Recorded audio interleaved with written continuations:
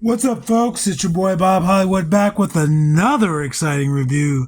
Today's review is going to be of this Star Wars Black Series archive. Lando Calrissian in his Skiff guard disguise.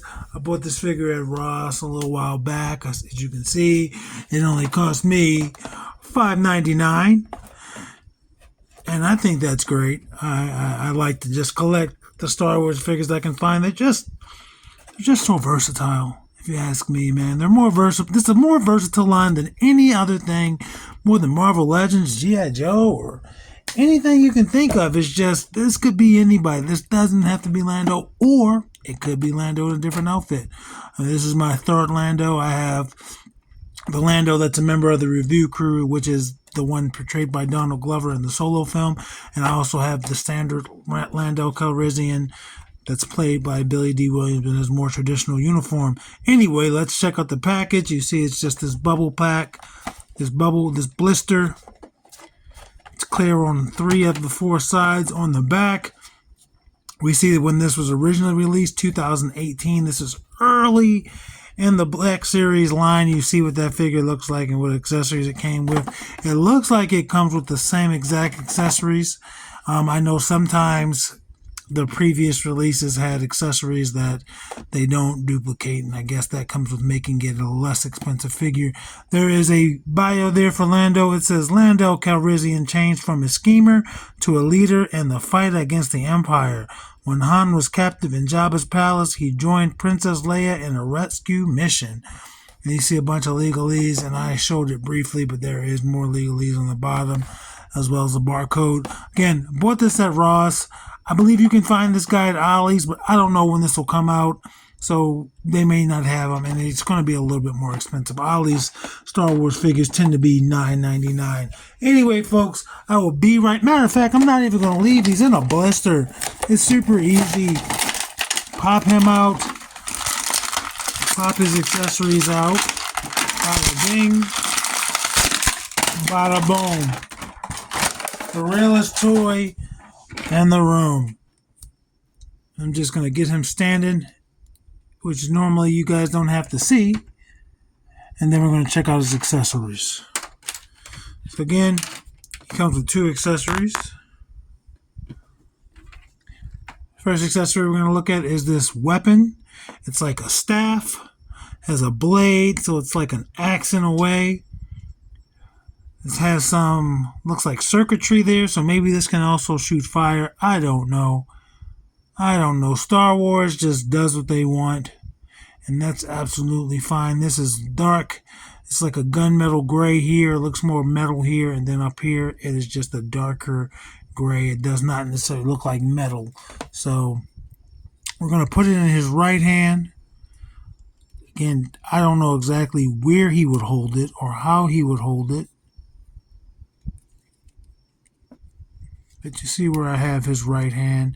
You see where I have his left hand. And we're going to put it like, let's put it like that.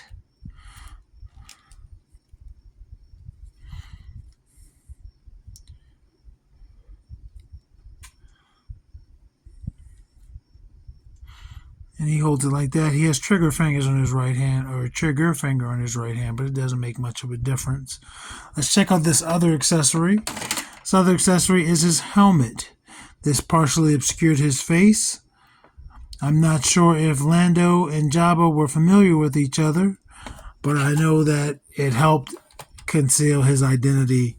And I don't remember, but I think we didn't know it was Lando until it was time for us to know it was Lando. I could be mistaken. It's been a while since I've seen episode 6.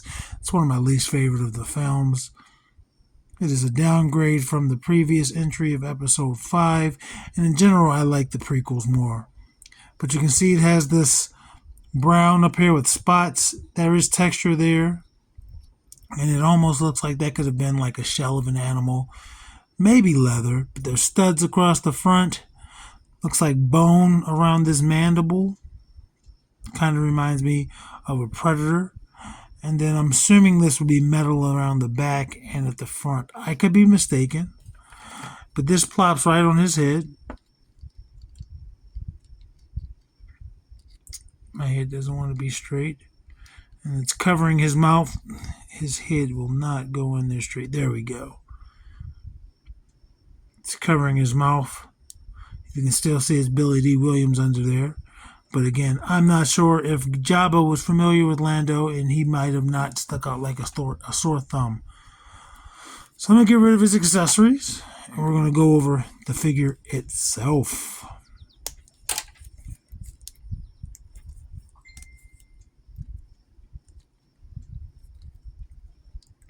So here he is. I think it looks like a Lando. It looks like a Billy D. Williams. Kind of like a lion a little bit. I've only seen a few movies with him, with two of them being the two Star Wars films.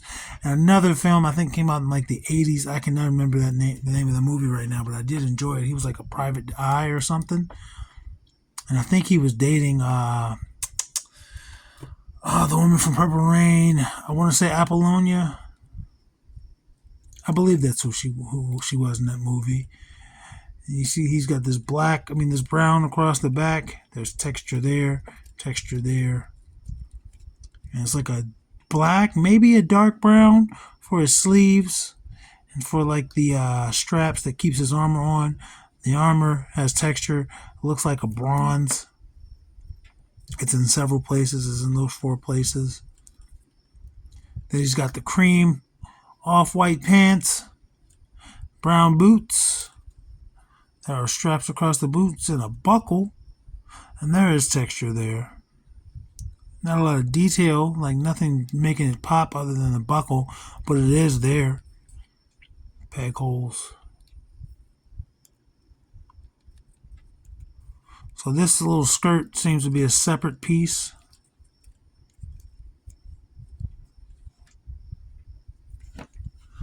I think he looks good. I can't wait. I'm not going to compare him to the adult Lando, but I'm going to compare him to the younger Lando, obviously, because that Lando is a member of the review crew. So let's go ahead and check out his articulation. His head starts there. Doesn't go down much. Goes up a little bit. It's going to be on a double ball peg. So there's no hinge. And I'm pretty sure the neck can come out of both. It could pop out of there if I wanted to. And it's going to rotate 360. As you can see, that neck wants to rotate. It's tight. It's hard to get it to do it without the neck also going. But I'm just going to go ahead and do it. And then I'll have to readjust his neck, realign his neck. It might not even ever been lined up in the first place for me. But it gives you tilt. Ooh, I just realized these straps go up. So that doesn't really interfere with the T-pose. The arm itself is interfering more with anything, but it's still going up. There's some give in the shoulders. But what that means is you're not going to get that full range you would normally get just because this piece is attached to his arm. So it's not going to rotate 360.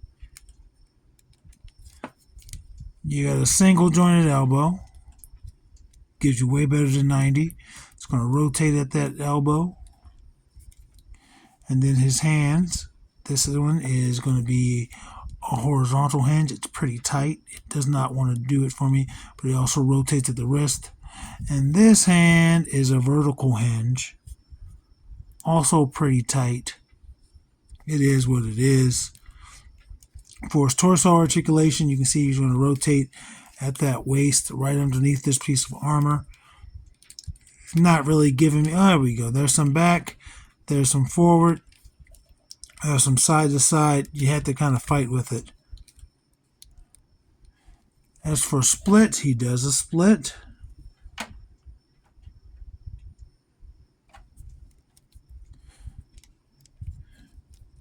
He's going to kick that far forward. The skirt is getting in the way. And he kicks back some.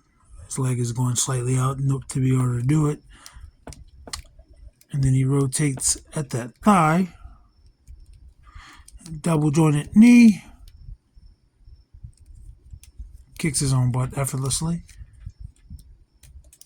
There is no boot cut. but he does have a forward-facing pin for rocker, and he has really good range on those ankles. And it's going to rotate just like that. Wish there were a boot cut. That would have been cool. It also would have been cool if his arms could have rotated fully, but it is what it is. For Lando's height, I'm just going to go give him a 6 foot, 6 inches. He's not quite there, but he is more than 5 3/4. Let's compare him to Jon Jones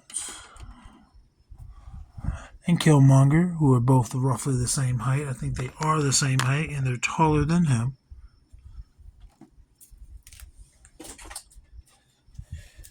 And let's do Vixen. Oh, that's Andra. I'm sorry. And Vixen. They are both taller than him.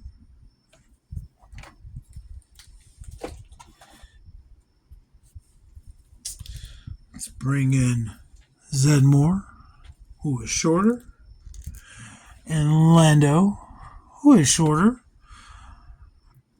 Though to be fair, he looks like he has on boots.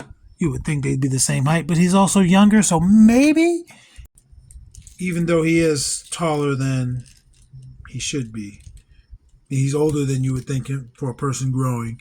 And then there is Roadblock and Titus O'Neil. He's going to be way shorter than both of them, barely coming past their shoulders. And finally, there's going to be Lucio and Devin. And he's actually shorter. He's about the same height as Lucio. Lucio's hair gives him a boost. And he's shorter than Devin, only slightly. Anyway, I don't mind this character, this figure. I like the aesthetic. I like the armor. You can always pop his head off if you don't want him to be Lando. And the cool thing is, if you also don't want this to be a black guy or a brown guy, that neck peg comes out, so you could put a different neck peg in there for. He could be a white guy or a darker guy or a lighter guy, but I'm cool with this being Lando for now. Whoops. I might pop his head off and put on the other Lando head just to see how it looks. Like the skin tones match or whatnot, or even just to compare. But I'd have to find that Lando. And right now, he's not in front of me. So right now, you're not going to see that. I'm sorry. Action figures speak louder than words.